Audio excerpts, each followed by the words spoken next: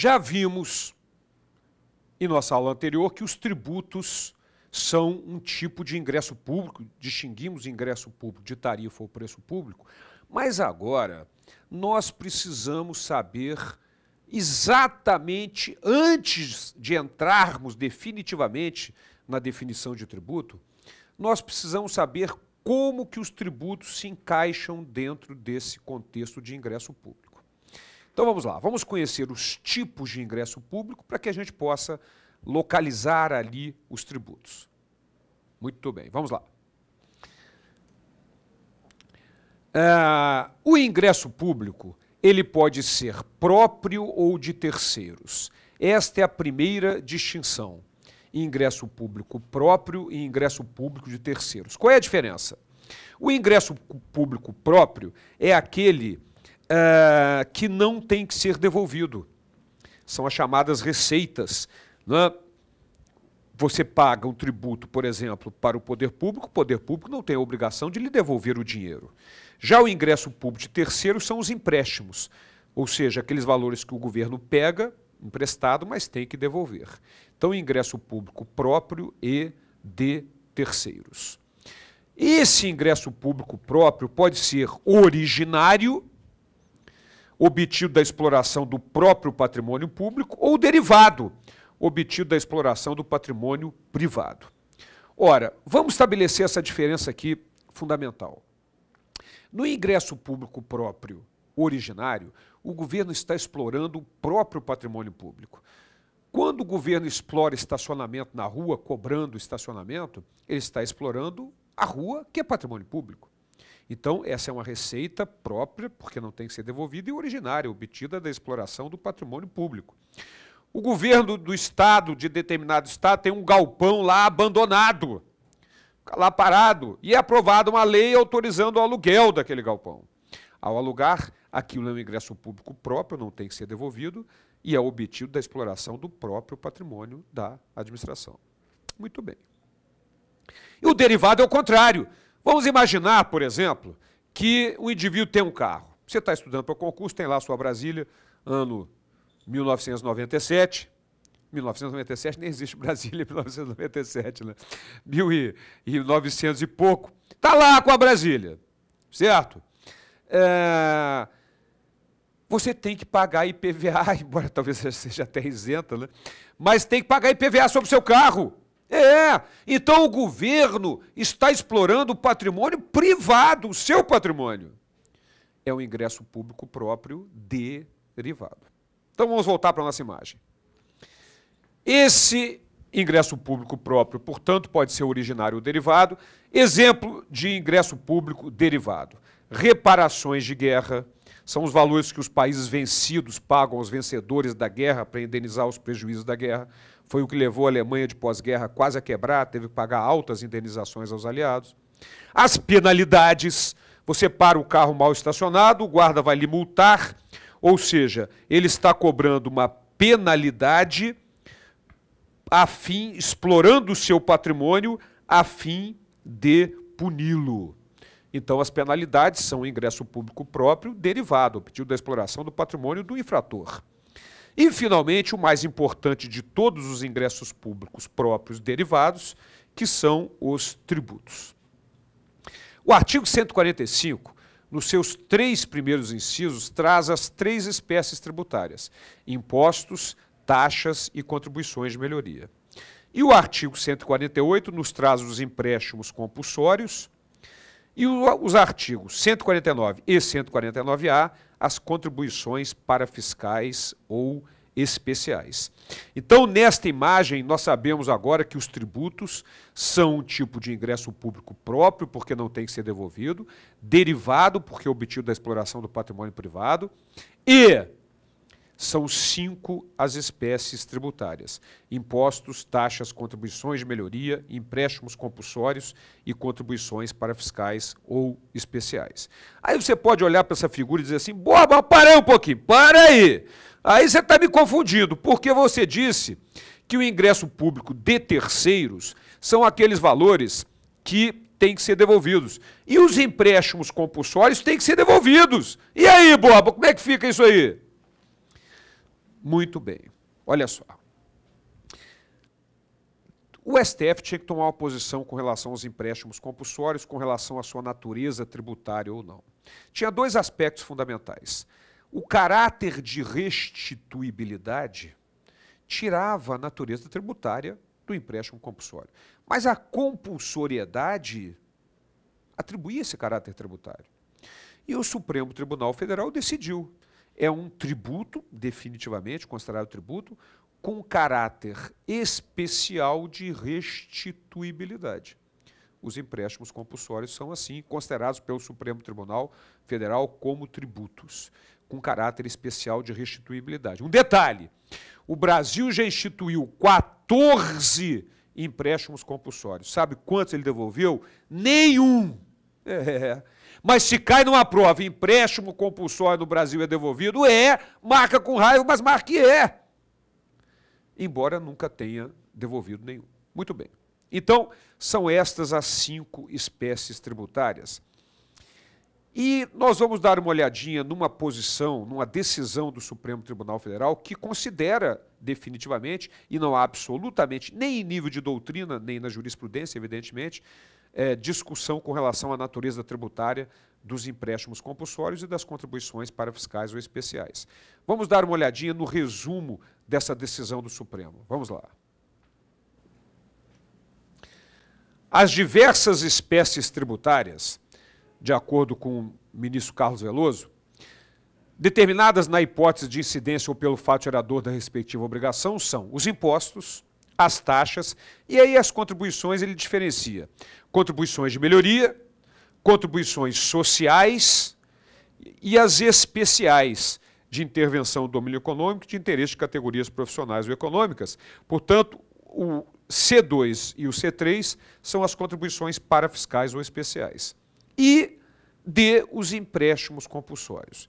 Então, a ação direta de inconstitucionalidade, o número 447, não deixa absolutamente nenhuma dúvida e é a posição já definitiva do Supremo Tribunal Federal, dando natureza tributária aos empréstimos compulsórios e às contribuições parafiscais ou especiais, citadas aqui na decisão do ministro Carlos Veloso, no item C2 e C3, as contribuições parafiscais ou especiais, e no item D, os empréstimos compulsórios.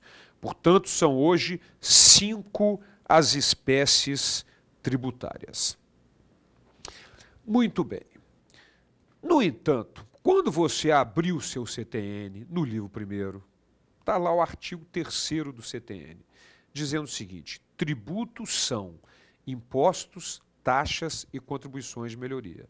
Aí você vai dizer assim, pô, o Borba está de onda comigo, não é possível. Ele acabou de afirmar na aula que são 5 espécies tributárias, inclusive pelo Supremo, e o CTN diz que são 3, e nem cita empréstimo compulsório e contribuição parafiscal especial. O que acontece é que o Código Tributário foi publicado em 1966 e lá prevalecia a teoria tripartite, que dividia os tributos em impostos, taxas e contribuições de melhoria. Mas, com a evolução, com a criação, a introdução dos empréstimos compulsórios e das contribuições parafiscais dentro do sistema tributário nacional, é lógico que o Supremo os considera tributo e definitivamente o são. Embora o CTN, por não ter sofrido atualização, ainda considere só as 3 espécies tributárias, impostos, taxas e contribuições de melhoria. Mas, por favor, não há absolutamente qualquer dúvida com relação à natureza tributária dessas 2 espécies, contribuições parafiscais ou especiais e empréstimos compulsórios. Portanto, hoje nós temos 5 espécies tributárias: impostos, taxas, contribuições de melhoria, empréstimos compulsórios e contribuições parafiscais ou especiais. Muito bem. Ah, Borba, então já estou começando a me situar, lógico.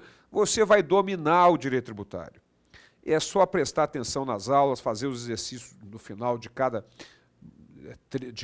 desenvolvimento de matéria que nós vamos fazer. Você vai dominar, vai ter tudo o que você precisa, absolutamente tudo a respeito de direito tributário. Mas nós, então, agora, vamos entrar definitivamente na definição de tributo. Essa definição de tributo, ela é fundamental para nós. A partir dessa definição é que nós vamos desenvolver todo o estudo do nosso direito tributário. Todo o estudo do nosso direito tributário.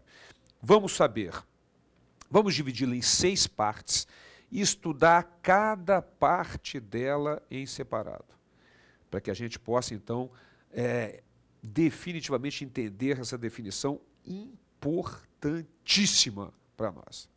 Então vamos lá. Qual é a primeira parte da definição de tributo que nós precisamos conhecer? Vamos lá.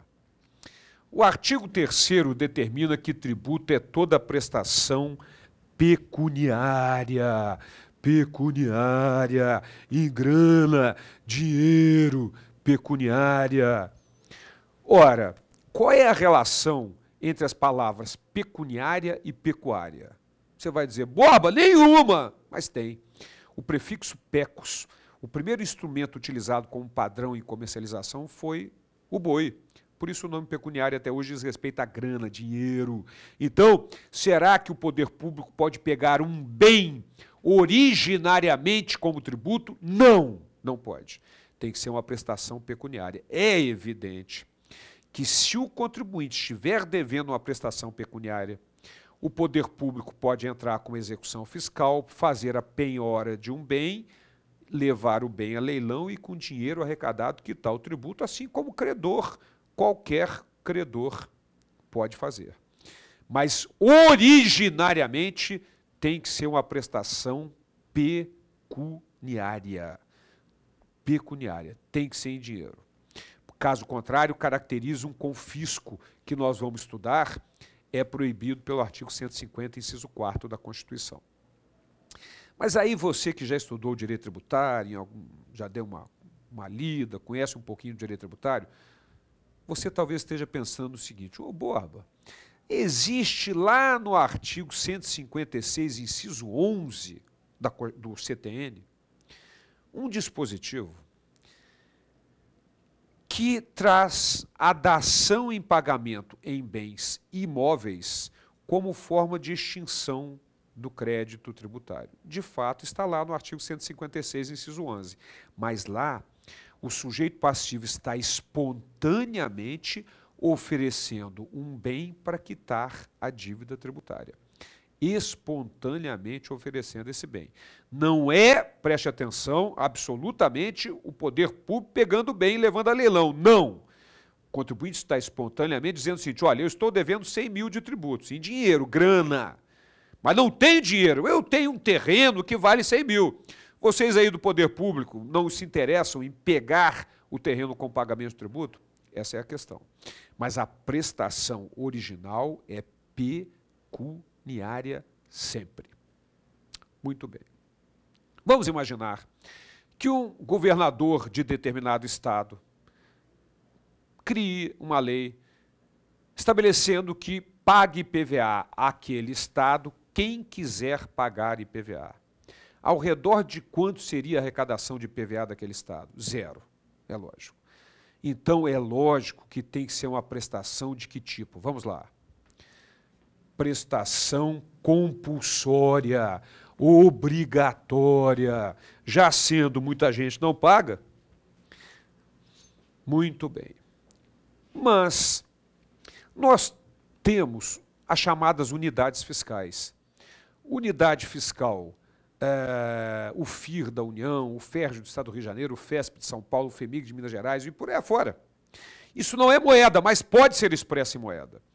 Muito bem. Então, é o que o Código determina na continuação da definição de tributo. Vamos lá. Prestação compulsória em moeda ou cujo valor nela se possa exprimir, que são exatamente estas unidades fiscais que podem ser convertidas em moeda. Portanto, nada impede que determinado município estabeleça que o prestador de serviço autônomo vai pagar tantas unidades fiscais de ISS por trimestre ou por mês. Isso vai ser convertido em moeda e vai ser pago. É uma forma até de manter sempre atualizado, porque as unidades fiscais vão sendo atualizadas. Então, tributo é toda prestação pecuniária, compulsória, em moeda ou cujo valor nela se possa exprimir. Estas são as primeiras 3 partes da definição de tributo, mas são 6, muito importantes, e na próxima aula a gente continua a nossa definição de tributos. Até lá!